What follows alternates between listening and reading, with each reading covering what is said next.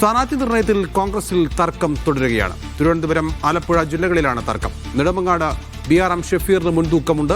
ആലപ്പുഴ സീറ്റിന് വേണ്ടി MJ ജോബും A ഷുക്കൂറും തമ്മിൽ തർക്കം തുടരുകയാണ്. നേമത്ത് ശബരിനാഥനും കാട്ടാക്കടയിൽ MR ബൈജുവിനുമാണ് സാധ്യത. ഡൽഹിയിൽ നിന്ന് റഷീദ് ബിൻ മുഹമ്മദ്, തിരുവനന്തപുരത്ത് നിന്ന് സുനിൽ ഐസക് എന്നിവരാണ് ചേരുന്നത്. ഡൽഹിയിൽ നിന്ന് റഷീദിനോടാണ് ആദ്യം. റഷീദ്, ഈ സ്ഥാനാർത്ഥി ചർച്ചകൾ ഇങ്ങനെ നീണ്ടു പോവുകയാണല്ലോ. എപ്പോഴിതിൽ ഒരു അവസാനഘട്ട തീരുമാനത്തിലേക്ക് എത്താനുള്ള സാധ്യതയുണ്ട്? ഇപ്പോൾ എന്തൊക്കെ കൂടിക്കാഴ്ചകളാണ് ഡൽഹിയിൽ നടക്കുന്നത്?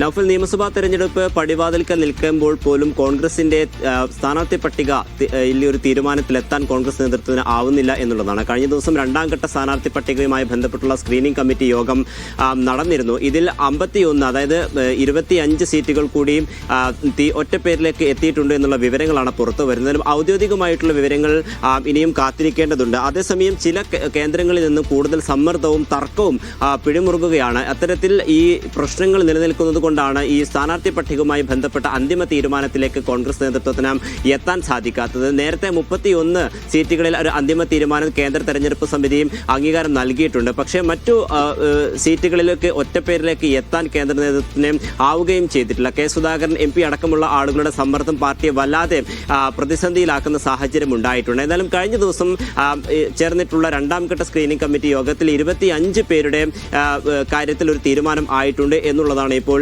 വ്യക്തമാക്കുന്നത്. അതേസമയം മറ്റു MLA-മാരുടെ മറ്റു സീറ്റുകളുമായി ബന്ധപ്പെട്ടുള്ള കാര്യങ്ങളിൽ തുടർ ചർച്ചകൾ ആവശ്യമാണ്. എന്തായാലും തിങ്കളാഴ്ച കേന്ദ്ര തെരഞ്ഞെടുപ്പ് സമിതിയുടെ യോഗം ചേരും. ഇതിലായിരിക്കും ഈ രണ്ടാം ഘട്ടത്തിൽ നടന്നിട്ടുള്ള സ്ഥാനാർത്ഥി നിർണയവുമായി ബന്ധപ്പെട്ടുള്ള കാര്യങ്ങളിൽ അന്തിമ തീരുമാനം ഉണ്ടാവുക. അതോടൊപ്പം ചൊവ്വാഴ്ച വീണ്ടും സ്ക്രീനിംഗ് കമ്മിറ്റി യോഗം ചേരുമെന്നതാണ് സണ്ണി ജോസഫ് അറിയിച്ചിട്ടുള്ളത്. അങ്ങനെയാണെങ്കിൽ ഇനിയും ഈ സ്ഥാനാർത്ഥി നിർണയവുമായി ബന്ധപ്പെട്ടുള്ള ചർച്ചകൾ വീണ്ടും നടക്കേണ്ട സാഹചര്യങ്ങൾ ഉണ്ടാകും. കൂടുതൽ മേഖലകളിൽ നിന്ന്, കൂടുതൽ മണ്ഡലങ്ങളിൽ നിന്ന് ഒന്നിൽ കൂടുതൽ ആളുകളുടെ പേരുകൾ ഉയർന്നു വരുന്നത് വലിയ സമ്മർദ്ദത്തിലാവുകയാണ്. എന്തായാലും കൂടുതൽ ചർച്ചകൾ ഈ സാഹചര്യത്തിൽ വേണ്ടിവരും എന്നുള്ളത് തന്നെയാണ് ഇപ്പോൾ വ്യക്തമാകുന്നത്. നൗഫൽ.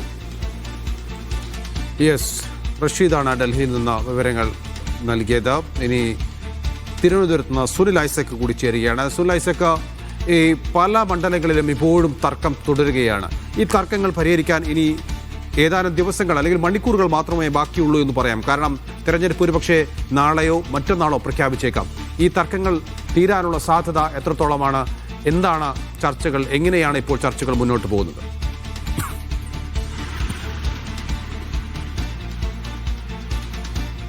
നൗഫൽ, VD സതീശൻ നയിച്ച പുതുയുഗയാത്ര കാസർഗോഡ് ആരംഭിക്കുന്നതിന് മുമ്പ് തന്നെ ആദ്യഘട്ട സ്ഥാനാർത്ഥി പട്ടിക പ്രഖ്യാപിക്കുമെന്ന അവകാശവാദവുമായിട്ടായിരുന്നു കോൺഗ്രസ് ഈ തെരഞ്ഞെടുപ്പിൽ ആദ്യഘട്ടത്തിൽ അതിൻ്റെ ഒരുക്കത്തിലേക്കൊക്കെ കടന്നത്. പക്ഷേ ആ യാത്ര അവസാനിച്ച് ദിവസങ്ങൾ കഴിഞ്ഞിട്ടും മുന്നണിയിലെ സീറ്റ് വിഭജനം പോലും ഇപ്പോഴും പൂർണ്ണമായി പൂർത്തിയാക്കാൻ കഴിയാത്തൊരു സന്നിഗ്ധാവസ്ഥയിലാണ് UDF-ഉം കോൺഗ്രസും എന്ന് കൃത്യമായി പറയേണ്ടിയിരിക്കുന്നു. മുസ്ലിം ലീഗുമായും RSPയുമായും കേരള കോൺഗ്രസ് ജോസഫ് വിഭാഗവുമായുമുള്ള സീറ്റ് വിഭജന ചർച്ചകൾ പോലും ഇപ്പോഴും പൂർണ്ണമായിട്ടില്ല.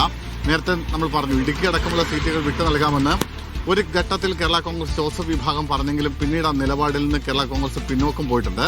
ഏതെങ്കിലും സീറ്റ് കോൺഗ്രസിന് വിട്ടു നൽകേണ്ടതില്ല എന്നൊരു നിലപാടിലേക്ക് ലീഗും RSPയും ഒക്കെ മാറുന്ന സാഹചര്യത്തിൽ കേരള കോൺഗ്രസ് ജോസഫ് വിഭാഗവും അതേ നിലപാടിൽ ഉറച്ചു നിൽക്കാനാണ് സാധ്യത.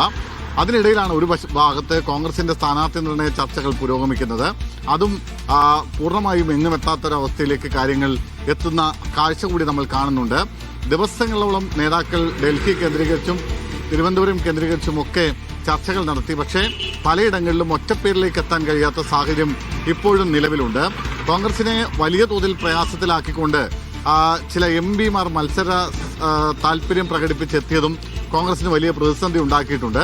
MP-മാർ മത്സരിക്കേണ്ടെന്ന പൊതുനിലപാടെടുക്കുമ്പോഴും ഒരു വിഭാഗം MP-മാർ വലിയ താല്പര്യം പ്രകടിപ്പിക്കുന്നു. സുധാകരനെ പോലുള്ള ആളുകളൊക്കെ അത് പരസ്യ അമർഷം എന്ന നിലയിലേക്ക് പുറത്തു വരുന്നൊരു സാഹചര്യം കൂടി ഉണ്ടാകുന്നു. സുധാകരന് സീറ്റ് നൽകിയാൽ ഏതാണ്ട് 9ഓളം MP-മാർ മത്സര താല്പര്യം പ്രകടിപ്പിച്ച് രംഗത്തെത്തുന്ന അവസ്ഥയുണ്ട്.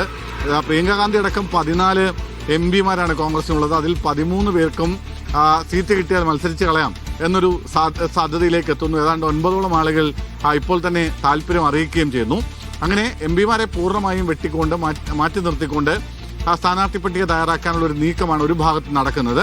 അവിടെ നേരത്തെ നമ്മൾ പറഞ്ഞതുപോലെ സുധാകരനെ അനുനയിപ്പിക്കാനുള്ള ഒരു ശ്രമം മറ്റൊരു ഭാഗത്ത് നടക്കുന്നു. അതിനിടയിലാണ് മുതിർന്ന നേതാക്കൾ അടക്കമുള്ള ആളുകൾ മത്സര താല്പര്യം പ്രകടിപ്പിച്ച് മുന്നോട്ട് വരുന്നത്. അതിൽ മുല്ലപ്പള്ളി രാമചന്ദ്രനുണ്ട്, MM ഹസനുണ്ട്, അങ്ങനെ പ്രധാനപ്പെട്ട പല നേതാക്കളും സീറ്റ് താല്പര്യവുമായി മുന്നോട്ട് വരുന്നു.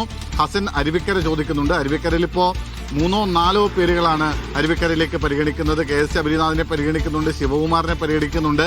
തിരുവനന്തപുരം സീറ്റ് CMPക്ക് വിട്ടു നൽകാൻ ഏറെക്കുറെ ധാരണയായതാണ്. അവിടെ CP ജോണിനെ മത്സരിപ്പിക്കാനും ധാരണയായതാണ് മുന്നണിക്കുള്ളിൽ. പക്ഷേ അവിടെ കോൺഗ്രസിനുള്ളിൽ അതിനെതിരെ വലിയ തോതിൽ പ്രതിഷേധം ഉയർന്നു വരുന്നുണ്ട്. അവിടെയും സീറ്റ് ലക്ഷ്യമിട്ട് നിരവധി ആളുകളുണ്ട്. തിരുവനന്തപുരത്ത് പല മണ്ഡലങ്ങളിലും ഇപ്പോഴും ഒറ്റപ്പേരിലേക്ക് എത്താൻ കഴിയാത്ത ഒരു സാഹചര്യം ഉണ്ടാകുന്നു. ആലപ്പുഴയിലും സമാനമായ സാഹചര്യമുണ്ട്.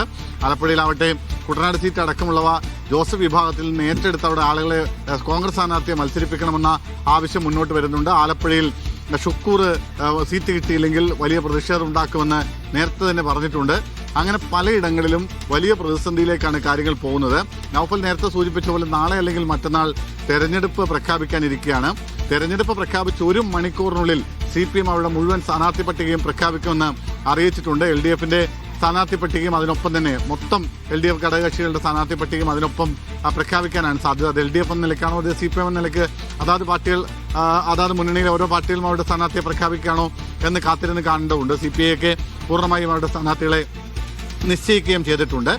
കേരള കോൺഗ്രസ് മാണി വിഭാഗത്തിന്റെ സ്ഥാനാർത്ഥികളെയാണ് ഇപ്പോൾ പൂർണ്ണമായും കണ്ടെത്താൻ കഴിയാത്ത ഇരിക്കുന്നത്. അതിന്റെ ചർച്ചകളും നടക്കുന്നുണ്ട്. CPM ഏതാണ്ട് സ്ഥാനാർത്ഥി പട്ടിക ഏതാണ്ട് പൂർത്തിയാക്കുകയും ചെയ്തിട്ടുണ്ട്. ഞാൻ നേരത്തെ പറഞ്ഞതുപോലെ തെരഞ്ഞെടുപ്പ് പ്രഖ്യാപിച്ച 1 മണിക്കൂറിനുള്ളിൽ സ്ഥാനാർത്ഥി പട്ടിക എന്നാണ് CPM ഇന്നലെ പ്രഖ്യാപിച്ചിരിക്കുന്നത്. പക്ഷെ അപ്പോഴും സീറ്റ് വിഭജനം പോലും പൂർണ്ണമായും പൂർത്തിയാക്കാൻ കഴിയാത്ത ഒരു സന്നിഗ്ധാവസ്ഥയിലേക്ക് കോൺഗ്രസ് UDF ഒക്കെ എത്തിച്ചേർന്നിരിക്കുന്നു എന്നതാണ് ഏറ്റവും പ്രധാനപ്പെട്ട ഒരു വിഷയം.